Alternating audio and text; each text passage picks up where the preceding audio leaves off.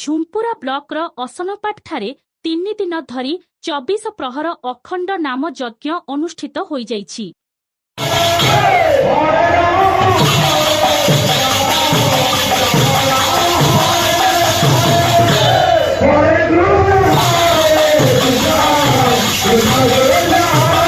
ହରି ନାମରେ କି ରସ ଅଛି ପାନ କଲା ଲୋକ ସିନା ଜାଣିଛି।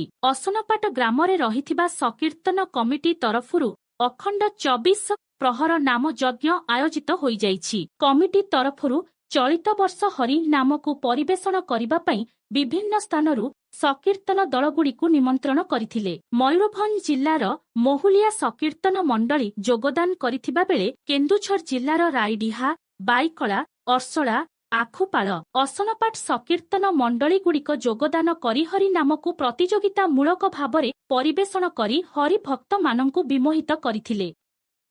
ଝୁମ୍ପୁରାରୁ ଜେଥୁରାମ ମହାକୁଡ଼ଙ୍କ ରିପୋର୍ଟ ବୈତରଣୀ ଖବର।